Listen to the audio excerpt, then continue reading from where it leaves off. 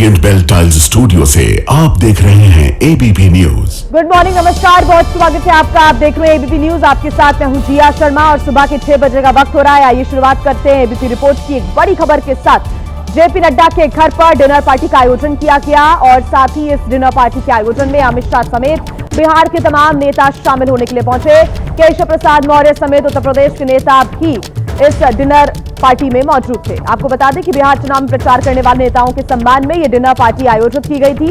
इस dinner party में अमित शाह ने नेताओं को निर्देश भी दिए हैं कि अब बंगाल की लड़ाई के लिए तैयार रहें। साथ ही अमित शाह ने कहा कि किसी भी कार्यकर्ता की, नेता की कहीं पर भी ड्यूटी लगाई जा सकती है। इसी वजह से मिशन बंगाल के लिए कार्यकर्ता और नेता तैयार रहे। आपको बता दें कि बिहार में एनडीए की बड़ी जीत हुई है और बीजेपी ने अच्छा प्रदर्शन किया बिहार में चुनावों में। तो ऐसे में ये जो डिनर पार्टी है उसका आयोजन इसी वजह से किया गया था। यहां पर अमित शाह समेत बिहार के तमाम बड़े नेता भी शामिल हुए। केशव प्रसाद मौर्य पहुंचे। उत्तर प्रदेश के कई बड़े नेता भी इस डिनर पार्टी के आयोजन में शामिल होने के लिए पहुंचे। आपको बता दें कि बिहार चुनाव में जिन लोगों ने प्रचार किया है उन नेताओं के सम्मान में यह डिनर पार्टी का आयोजन किया गया, क्योंकि एक बड़ी जीत यहां पर बीजेपी ने हासिल की है। अच्छा प्रदर्शन यहां पर किया गया है।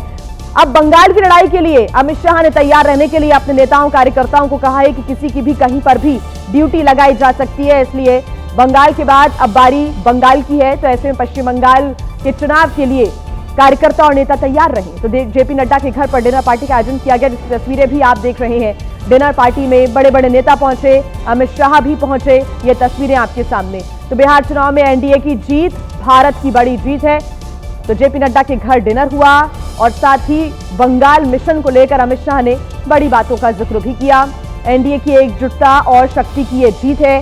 बिहार में कोई दल अकेला चुनाव नहीं लड़ा, सभी ने मिलकर यहां पर कार्य किया है। एनडीए का एकजुट होकर चुनाव लड़ना एक बड़ा संदेश है, क्योंकि एनडीए की ऐतिहासिक यहां पर जीत हुई है। एनडीए की 5 पार्टियों ने 5 पांडवों की तरह चुनाव यहां पर लड़ा है और पांचों ही पार्टियों को अच्छा रिजल्ट मिला है। और ऐसे में इसी वजह से बिहार के बाद अब बारी पश्चिम बंगाल की है और यहां पर भी इस प्रकार का प्रदर्शन करने की ही उम्मीद कहीं ना कहीं जताई जा रही है। और आइए अब खबरों में आगे बढ़ते हैं। एक और बड़ी खबर आपको बता दें, अमेरिका में व्हाइट हाउस के पास गोलीबारी से हड़कंप मच गया। फायरिंग में नेशनल गार्ड के 2 अधिकारियों की मौत की जानकारी मिल रही है। गोलीबारी करने वाला संदिग्ध हिरासत में ले लिया गया है, उससे पूछताछ भी की जा रही है। साथ ही गोली चलाने वाले संदिग्ध की पहचान भी कर ली गई है। 29 साल के अफगान नागरिक रहमानुल्लाह के रूप में इसकी पहचान हुई है। घटना के बाद इलाके में भारी पुलिस बल की तैनाती की गई है। साथ ही डोनाल्ड ट्रंप ने कहा है कि हमलावर को भारी कीमत इसकी चुकानी पड़ेगी, कड़ी कार्रवाई की जाएगी। तो बड़ी खबर इस वक्त हम आपको बता रहे हैं, गोलीबारी करने वाला संदिग्ध हिरासत में लिया गया, उससे पूछताछ की जा रही है। इसकी पहचान 29 साल के अफगान नागरिक रहमानुल्लाह के रूप में की गई है। आपको बता दें कि व्हाइट हाउस के पास ही ये पूरी घटना हुई है, जिसके बाद से एक बार फिर से कई सवाल यहां पर खड़े हो रहे हैं। बताया जा रहा है कि 2 नेशनल गार्ड्स की भी इस फायरिंग के दौरान मौत हो गई है। बुरी तरह गंभीर रूप से ये दोनों नेशनल गार्ड घायल हुए थे, जिनको इलाज के लिए अस्पताल में भर्ती कराया गया, लेकिन दोनों ने ही यहां पर दम तोड़ दिया। इलाके में अफरा तफरी भी मच गई, क्योंकि व्हाइट हाउस के करीब, जो कि राष्ट्रपति का आवास है, उसके करीब में ये घटना होना कई सवालिया निशान खड़े करता है। हालांकि पूरे इलाके को इस वक्त कॉर्डन ऑफ कर दिया गया है, सील बंद कर दिया गया है। डोनाल्ड ट्रंप ने भी यहां पर कह दिया है कि कड़ी कार्रवाई की जाएगी। हालांकि जब यह घटना हुई तब राजधानी वॉशिंगटन डीसी में मौजूद नहीं थे डोनाल्ड ट्रंप, ये जानकारी मिल रही है। लेकिन यह भी सूचना है कि जहां पर व्हाइट हाउस है उसके कुछ ही दूरी पर यह पूरी घटनाक्रम को अंजाम दिया गया और 29 साल के अफगान नागरिक रहमानुल्लाह के रूप में उस संदिग्ध की पहचान हुई है। हालांकि उससे पूछताछ भी की जा रही है कि आखिर किससे ये तार उसके जुड़े हुए हैं, उसने इस घटना को क्यों अंजाम दिया, क्यों फायरिंग की गई। ऐसे में तमाम सवालों के जवाब ढूंढने की कोशिश अब यहां की एजेंसियां कर रही हैं। बड़ी खबर हांगकांग से मिल रही है, जहां की इमारतों में भीषण आग लगी है। ताइपो इलाके में बहुमंजिला इमारतों में यह भीषण आग लगी। हादसे में अब तक 36 लोगों की मौत हो चुकी है। इस आग में 300 से ज्यादा लोग लापता बताए जा रहे हैं। 700 लोगों को सुरक्षित बाहर निकाल लिया गया है और उसकी भयानक, डरा देने वाली जो तस्वीरें हैं वो आप देख रहे हैं। ऊंची ऊंची इमारतें और इनमें आग लगी हुई नजर आ रही है। जैसे ही यहां पर ये आग लगी वैसे ही अफरा तफरी का चारों तरफ माहौल बन गया। ये तस्वीरें आपके सामने, और बुझाने की जो कोशिश है, आग पर काबू पाने की जो कोशिश है, दमकल के कर्मी लगातार कर रहे हैं, लेकिन आप धुआं उठता देख रहे हैं। पूरे इलाके को आग ने अपनी चपेट में ले लिया है। कई परिवार यहां पर रहते हैं, हजारों लोग यहां पर रहते हैं, लेकिन जब ये आग लगी तो अफरा तफरी का माहौल बन गया। और इस दर्दनाक हादसे में अब तक 36 लोगों की मौत की जानकारी मिल रही है। 300 से अधिक तो अभी भी लापता हैं, उनकी खोजबीन की जा रही है, और साथ ही अभी भी लोगों का रेस्क्यू लगातार जारी है। प्राथमिकता यही है कि सभी को सुरक्षित बाहर निकाला जा सके। 700 लोगों को अब तक सुरक्षित बाहर निकाल लिया गया है, लेकिन 300 लोग अभी भी लापता हैं। साथ ही अब तक 36 लोगों की मौत हो चुकी है। मौके पर कई बड़े अधिकारी मौजूद हैं। इलाके में धुआं ही धुआं नजर आ रहा है। ये 6 तस्वीरें आप देख रहे हैं, कैसे यहाँ पर अपार्टमेंट से निकलती हुई लपटें नजर आ रही हैं। आग बुझाने की जो कोशिश है वो अभी भी जारी है। पूरी तरीके से अब तक आग पर काबू नहीं पाया जा सका है। ताइवो इलाका जहां पर ये भीषण आग लगी है, 6 तस्वीरें आपके सामने। हालांकि आग पर काबू पाने का प्रयास जारी है, लेकिन अभी भी 300 से अधिक लोग लापता बताए जा रहे हैं। हजारों की संख्या में यहाँ पर लोग रहते हैं, कई परिवार यहाँ पर रहते हैं। और जैसे ये आग फैली, आग ने विकराल रूप ले लिया, पूरी बिल्डिंग को इसने अपनी चपेट में ले लिया, और ये अपार्टमेंट्स के कई ब्लॉक्स बताए जा रहे हैं जो कि धू-धू कर जलने लगे। ये तस्वीरें आपके सामने, दूर से ही लपटें और धुएं का गुबार नजर आ रहा है।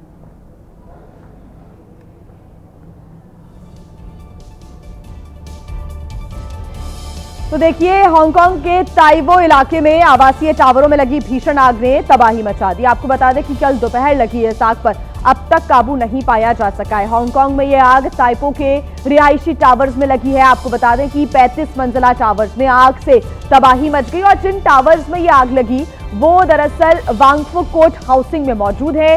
हाउसिंग कॉम्प्लेक्स में करीब 2000 फ्लैट्स हैं। कल दोपहर 2:51 पर यह आग लगी, और हाउसिंग कॉम्प्लेक्स में लेवल 5 की आग लगी थी। आपको बता दें कि दमकल की 700 से ज्यादा गाड़ियां इस वक्त मौके पर मौजूद हैं। आग बुझाने का प्रयास लगातार किया जा रहा है। हादसे में अब तक 36 लोगों की मौत हो गई, तो वहीं 300 से अधिक लोग अभी भी लापता बताए जा रहे हैं। 700 लोगों को सुरक्षित बाहर निकाल लिया गया है, लेकिन अभी भी रेस्क्यू ऑपरेशन जारी है। लोगों को बाहर निकालने की कोशिशें की जा रही हैं ताकि सभी को बाहर सुरक्षित निकाला जा सके। भयंकर आग का तांडव 35 मंजिला इमारत से शुरू हुआ और कुछ मिनटों में ही पास की 2 इमारत आग की चपेट में आ गई। हर तरफ अफरा तफरी का माहौल था। हांगकांग के ताइपो की जिन 3 इमारत में आग लगी उनमें 4000 लोग रहते थे। इमारतों में मरम्मत का काम चल रहा था, जिनके बाहर लगी बांस की मचान के जरिए आग और ज्यादा भड़क गई। आग की लपटों के बीच धुएं का गुब्बार कई किलोमीटर तक नजर आ रहा था। फायर फाइटर की कई टीम मौके पर पहुंची। राहत और बचाव का काम लगातार चल रहा है, लेकिन आग लगने के कई घंटे बाद भी इस पर काबू नहीं पाया जा सका। ताइपो में लगी आग का लेवल 5 बताया जा रहा है, जो हांगकांग में आग की सबसे गंभीर श्रेणी होती है।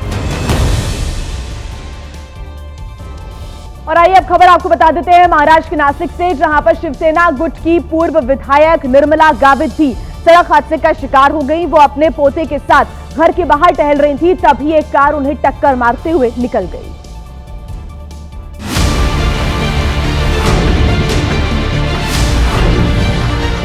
कार आई और उसने पीछे से टक्कर मार दी।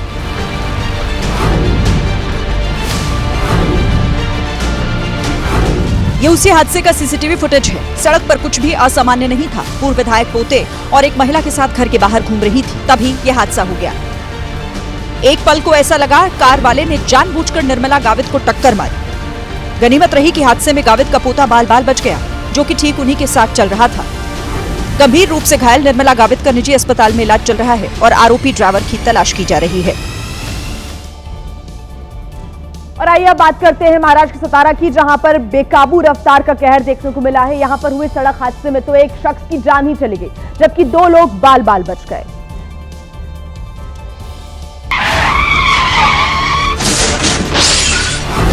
ये हादसा तब हुआ जब एक बेकाबू मिनी बस डिवाइडर से टकरा गई।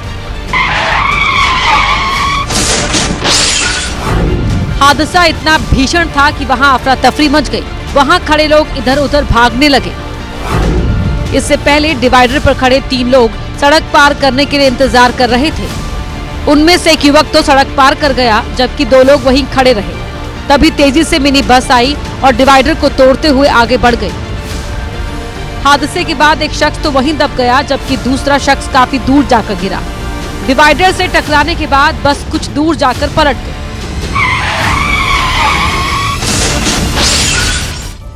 खबर अब आपको दिखा देते हैं राजस्थान से, जहां के जैसलमेर में उस वक्त हड़कंप मच गया जब शहर के बस स्टैंड के सामने पर्यटकों से भरी हुई एक कार को रोककर उस पर पिस्टल तान दी गई।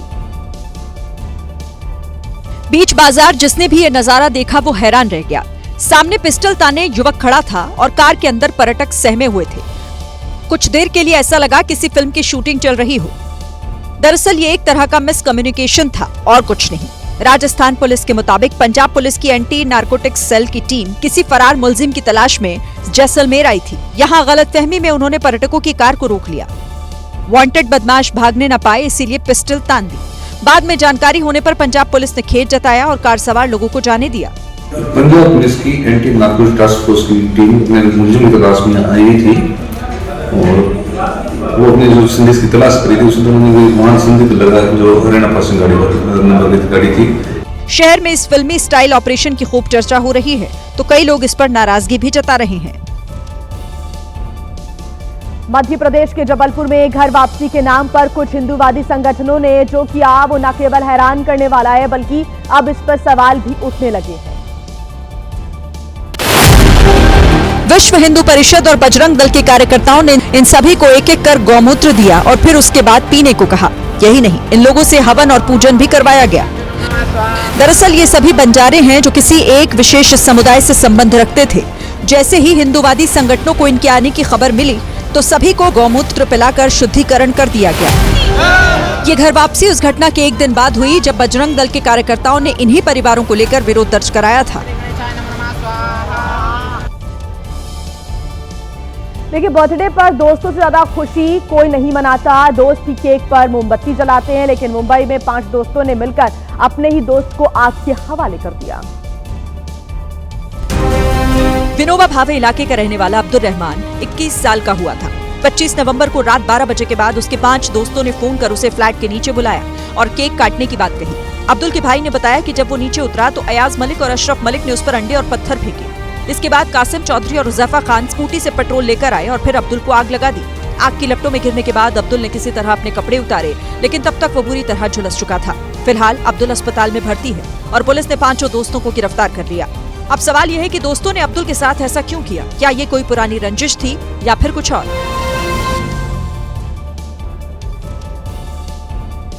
देखिए, कहते हैं कि शौक बड़ी चीज होती है और ऐसे ही एक शौक के चक्कर में हरियाणा के एक शख्स ने 1 करोड़ 17 लाख रुपए खर्च कर दिए, वो भी कार के नंबर के लिए। इसके साथ ही ये देश का सबसे महंगा रजिस्ट्रेशन नंबर भी बन गया।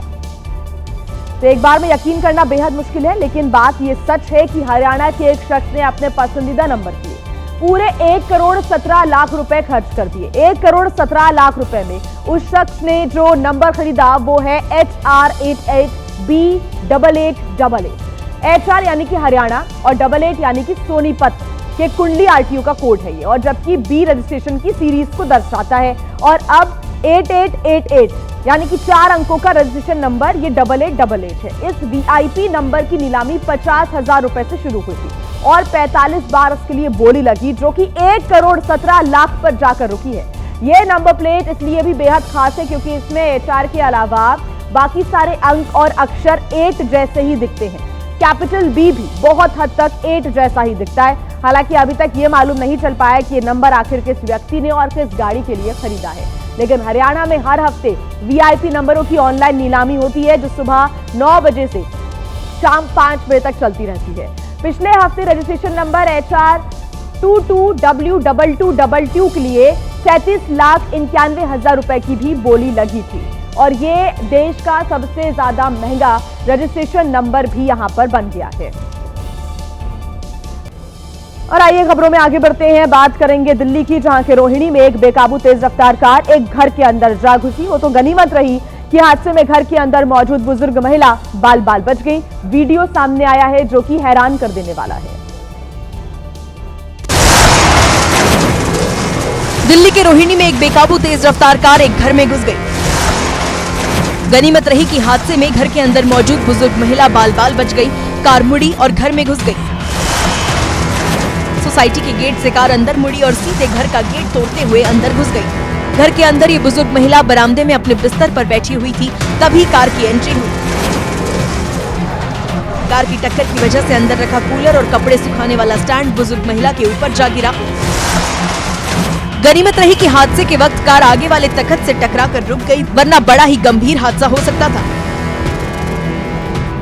ये हादसा इस बात के लिए डराता है कि बंद घर के अंदर भी एक्सीडेंट का खतरा बना रहता है। और आइए बात करते हैं कर्नाटक के कोडागु की, जहां पर एक्सीडेंट की हैरान कर देने वाली तस्वीरें सामने आई है, जहां पर मजदूरों को ले जा रहे एक पिकअप वैन का बैलेंस अचानक से बिगड़ गया, जिसके बाद वो सीधे पलटते हुए सीधा भी हो गया। हादसे की अब ये सीसीटीवी तस्वीरें रिकॉर्ड हो गई।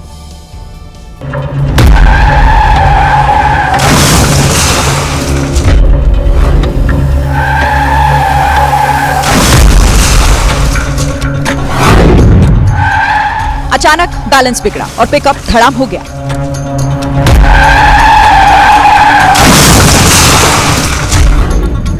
पिकअप सामान्य रफ्तार से ही आ रहा था, लेकिन अचानक वो अनियंत्रित होकर पलट गया। पिकअप पर बैठे मजदूर एक झटके में जमीन पर आ गिरे और उनमें 2 मजदूरों पर पलटने के बाद पिकअप वापस आ गिरी।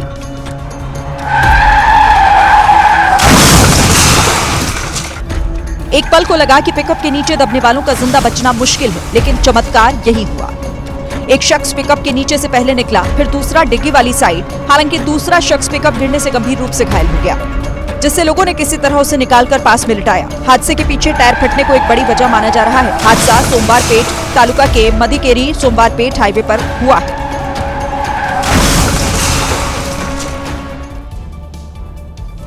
और इस बीच उत्तर प्रदेश के जौनपुर में दर्दनाक सड़क हादसा हुआ है। बारातियों से भरी स्कॉर्पियो खाई में जा गिरी। हादसे में 3 लोगों की मौत की जानकारी, जबकि 3 की हालत गंभीर बताई जा रही है। घायलों को बीएचयू रेफर किया गया है। केराकत कोतवाली क्षेत्र के मुफ्तीगंज के पास ये हादसा हुआ। ये बड़ी खबर आपको बता रही है, तस्वीरें भी आप देख रहे हैं। गाड़ी किस तरह से क्षतिग्रस्त नजर आ रही है। दरअसल उत्तर प्रदेश के जौनपुर में ये दर्दनाक सड़क हादसा हुआ, जब बारातियों से भरी स्कॉर्पियो एक खाई में जा गिरी। हादसे में अब तक 3 लोगों की मौत की जानकारी मिल रही है। 3 की हालत बेहद गंभीर बनी हुई है, जिनका इलाज बीएचयू में चल रहा है। केराकत कोतवाली क्षेत्र के मुफ्तीगंज के पास ये दर्दनाक सड़क हादसा हुआ। अनियंत्रित होकर ये गाड़ी सीधे खाई में जा गिरी। इसमें सवार लोगों को गंभीर चोट आई है, जबकि 3 लोगों की मौत की जानकारी मिल रही है। यूपी के जौनपुर में ये दर्दनाक सड़क हादसा हुआ है। जैसे ही सूचना मिली, वैसे ही पुलिस की टीम भी मौके पर पहुंची। स्थानीय भी मौके पर पहुंचे और घायलों को तुरंत अस्पताल में भर्ती कराया गया। लेकिन जानकारी है कि इस दर्दनाक हादसे में 3 लोगों की मौत हो गई है। पूरी तरीके से जो गाड़ी है वो क्षतिग्रस्त स्थिति में नजर आ रही है, और इससे अंदाजा आप लगा सकते हैं कि कितना भीषण ये हादसा हुआ होगा।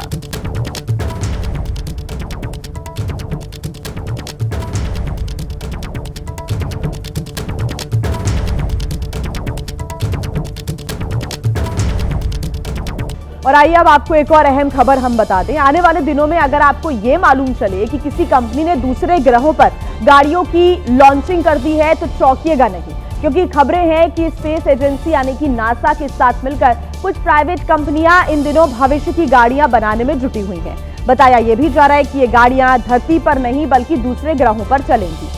चांद और मंगल की सतह पर चलने के लिए हाईटेक स्पेस कारें बनाई जा रही हैं। शुरुआती रिपोर्ट्स में यह कहा गया है कि रोबोटिक गाड़ियां अपने साथ 2 एस्ट्रोनॉट्स और कुछ भारी सामान को लेकर भी जा सकती हैं। तापमान को झेलने की क्षमता भी इन गाड़ियों की गजब होगी, और ये -240 डिग्री में भी काम कर सकती हैं। तो ये जो गाड़ियों की लॉन्चिंग है वो अब दूसरे ग्रहों के हिसाब से भी होने जा रही है।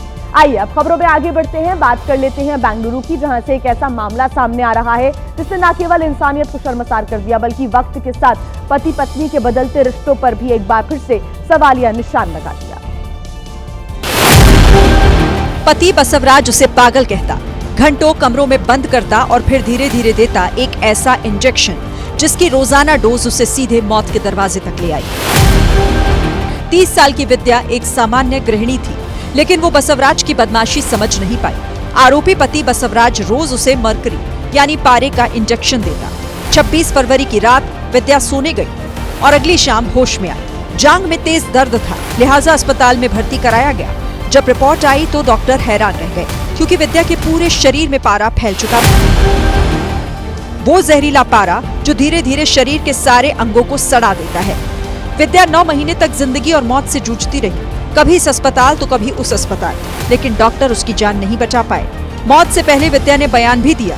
उसी बयान के आधार पर पति बसवराज के खिलाफ अत्तीवेले पुलिस स्टेशन में FIR दर्ज हुई, जिसके बाद उसे गिरफ्तार किया गया। और आइए अब बात करते हैं उत्तर प्रदेश की मथुरा की, जहां पर एक शख्स पर उसकी पत्नी की हत्या का आरोप लगा है। हालांकि पुलिस ने आरोपी पति को गिरफ्तार कर लिया है। बताया जा रहा है कि उसने अपना जुर्म भी कबूल कर लिया है। 5 साल पहले खुशी अग्रवाल ने मथुरा के रहने वाले सूरज अग्रवाल के साथ लव मैरिज की थी। शुरुआत में दोनों के रिश्ते ठीक थे, लेकिन कुछ समय के बाद दोनों के बीच विवाद बढ़ने लगा। जब विवाद ज्यादा बढ़ा तो खुशी सूरज को छोड़कर मायके चली आई और तलाक के लिए कोर्ट में अर्जी दे दी। खुशी के पिता का आरोप है कि सूरज उनके घर पहुंचा और बहला फुसलाकर खुशी को अपने साथ ले गया। रास्ते में ही उसे गोली मार दी। भाग के शादी की थी उन्होंने और करीबन 5 साल हो गए और उसके बाद में डाइवोर्स भी दाखिल करा दिया हमने। सूरज है क्या शाम के टाइम में घर से बुला के ले गया, बोले चला आते हैं, ला के कहीं भी गोली मार दिया सर में। पुलिस ने छापेमारी करते हुए सूरज को एक मंदिर से गिरफ्तार कर लिया, जहां वो छिपकर बैठा हुआ था। पुलिस ने हत्या में इस्तेमाल किया गया तमंचा भी बरामद कर लिया। इस बीच एक बड़ी खबर आपको बता दें, झारखंड बीजेपी का ममता बनर्जी पर बड़ा हमला। बंगाल में SIR का होना राष्ट्र के हित में है। झारखंड बीजेपी की तरफ से यह कहा गया है, बांग्लादेश घुसपैठियों के बहाने ममता पर तंज कसा गया और वीडियो में ममता बनर्जी को रोते हुए दिखाया गया है। झारखंड बीजेपी ने ये जो वीडियो है वो जारी किया है, सोशल मीडिया पर पोस्ट किया है और जमकर निशाना भी साधा है। झारखंड बीजेपी की तरफ से ये जो पोस्ट है वो साझा किया गया और लिखा गया कि बंगाल में SIR का होना राष्ट्र के हित में है और बांग्लादेश घुसपैठियों के बहाने यहां पर ममता बनर्जी पर जमकर निशाना साधा गया। वीडियो में ममता बनर्जी को रोते हुए दिखाया गया। कई दृश्य यहां पर दिखाए गए हैं कि कैसे घुसपैठियों को यहां पर अंदर लाने का काम ममता बनर्जी ने किया और अगर वो घुसपैठिए बाहर चले जाएंगे तो कैसे ममता बनर्जी रोती हुई इस वीडियो में नजर आ रही है। AI के द्वारा ये वीडियो बनाया गया है। झारखंड बीजेपी की तरफ से ये जो वीडियो है वो पोस्ट किया गया और निशाना साधा गया।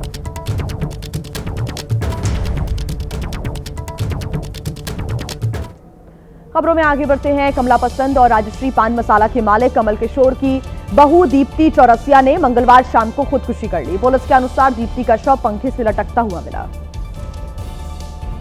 पुलिस को एक सुसाइड नोट भी बरामद हुआ। सूत्रों के मुताबिक सुसाइड नोट में किसी पर आरोप नहीं लगाया गया। हालांकि सुसाइड नोट में प्यार भरोसे का जरूर जिक्र किया गया। सुसाइड नोट में लिखा है कि अगर प्यार नहीं, भरोसा नहीं किसी रिश्ते में, तो फिर रिश्ते में रहने और जीने की वजह क्या है। वहीं मृतका के भाई ने ससुराल वालों पर कई गंभीर आरोप लगाए हैं। मुझे इंसाफ चाहिए, तो मुझे तो बस बोला गया कि वो खत्म हो गई। उस समय उसको मारा पीटे, उसको क्या कैसे की है वो कि उसको मारा गया, मुझे नहीं पता है। वो दीप्ति की 2010 में हरप्रीत चौरसिया से शादी हुई थी। दोनों का 14 साल का एक बेटा है। बताया जा रहा है कि हरप्रीत ने 2 शादियां की हैं। दूसरी पत्नी दक्षिण भारतीय फिल्मों की एक्ट्रेस है। और आइए अब आपको दिखा देते हैं एक हैरान कर देने वाली खबर। दरअसल मुनाफा कमाने के लिए ब्यूटी कंपनियां अब 4 साल के छोटे बच्चों को भी टारगेट कर रही हैं। एक हमारी कंपनी ने बच्चों की सुंदर त्वचा के लिए फेस मास्क लॉन्च किया है। कंपनी का ऐसा दावा है कि फेस मास्क में विटामिन B12 है जो स्किन को सुधारता है। ब्यूटी कंपनीज जल्द ही छोटे बच्चों के लिए डेली क्रीम भी लाने वाली हैं और एक रिपोर्ट के आधार पर भारत में आने वाले वर्षों में बेबी केयर प्रोडक्ट्स की संख्या तेजी से बढ़ेगी। एक्सपर्ट्स की माने तो लड़कियों पर कम उम्र में सुंदर दिखने का दबाव बनाया जा रहा है और इसी तरह बच्चों के दिमाग तक ये बात पहुंचाने की भी तैयारी है कि ब्यूटी प्रोडक्ट्स उनके लिए कितना जरूरी है। डॉक्टर्स के अनुसार छोटे बच्चों को स्किन केयर की कोई जरूरत नहीं होती, इसलिए फेस मास्क उन्हें नुकसान भी पहुंचा सकते हैं। लेकिन ये जो मुनाफा कमाने के लिए कंपनियां हैं, लगातार इस प्रकार के जो हथकंडे हैं उनके प्रोडक्ट्स को बेचने के लिए वो अपनाती जा रही हैं। आइए अब खबरों में आगे बढ़ते हैं, बात करते हैं पश्चिम बंगाल की, जहां से एक बड़ी खबर आपको बता दें। पश्चिम बंगाल में चुनाव आयोग ने बड़ा दावा किया है। 26 लाख वोटर्स के नाम 2002 की लिस्ट से मेल नहीं खा रहे हैं। इलेक्शन कमीशन की तरफ से यह बहुत बड़ा दावा किया गया है। अगले साल विधानसभा के चुनाव पश्चिम बंगाल में होने हैं। उसके पहले लगातार SIR की प्रक्रिया भी जारी है, लेकिन इस बीच इलेक्शन कमीशन ने कहा है कि मौजूदा लिस्ट से मेल नहीं खा रहे हैं 26 लाख मतदाताओं के नाम। पश्चिम बंगाल में अब तक 6 करोड़ SIR फॉर्म डिजिटलाइज हो चुके हैं। जिनका नाम रिकॉर्ड से मेल नहीं खाता उनका वेरिफिकेशन होगा। चुनाव आयोग नामों का वेरिफिकेशन भी करेगा। लेकिन इस बीच इलेक्शन कमीशन ने बड़ा दावा किया है कि 26 लाख मतदाताओं का जो नाम है वो वोटर लिस्ट में मेल नहीं खाता है जो 2002 की वोटर लिस्ट थी उससे। चलिए बात कर लेते हैं बिहार की, जहां की नवादा पुलिस ने एक ऐसे गिरोह का भंडाफोड़ किया है जो फेसबुक के जरिए पहले भोले भाले लोगों को मैसेज के जरिए अपने जाल में फंसाता है और फिर लाखों की उनके साथ ठगी करता है।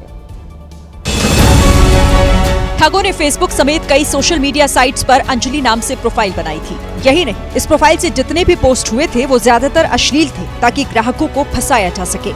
इसके बाद जो भी इन पिक्चर्स पर कमेंट करता उसे फोन कर लड़की से बात मुलाकात का लालच देते थे। लड़की से मिलवाने के नाम पर ये लोग 499 रुपए अपॉइंटमेंट फीस भी लेते थे। पुलिस ने आरोपियों से 11 मोबाइल फोन भी बरामद किए जिनसे ये पूरा ठगी का कारोबार चल रहा था। आइए बात कर लेते हैं यूपी के प्रयागराज की, जहां पर एक ऐसी शादी हुई है जिसने भी देखा वो हैरान रह गया, क्योंकि इस बार दूल्हा नहीं बल्कि खुद दुल्हन दूल्हे के घर बारात लेकर पहुंची थी।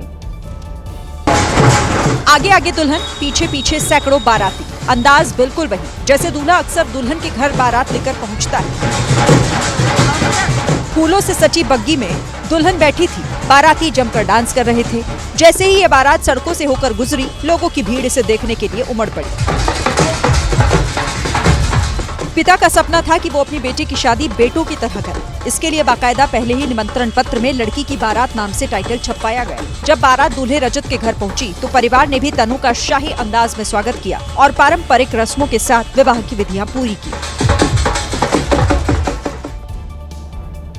और इस बीच एक बड़ी खबर आपको बता दें, यूनेस्को के हेडक्वार्टर में बाबा साहेब की मूर्ति का अनावरण हुआ और इस पर प्रधानमंत्री नरेंद्र मोदी ने पोस्ट भी किया है। बाबा साहेब की मूर्ति का अनावरण पर पीएम मोदी ने पोस्ट किया और कहा है कि यूनेस्को के हेडक्वार्टर में बाबा साहेब की मूर्ति का अनावरण बाबा साहेब को सच्ची श्रद्धांजलि है, ये कहना है प्रधानमंत्री नरेंद्र मोदी का। आपको बता दें कि यूनेस्को की ये तस्वीर भी आप देख रहे हैं, जहां पर बाबा साहेब की मूर्ति का जो अनावरण है वो किया गया।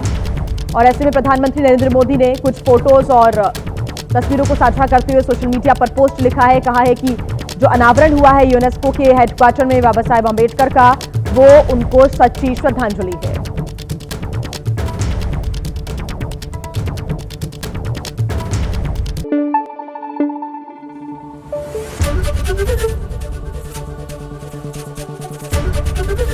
एबीपी न्यूज आपको रखे आगे।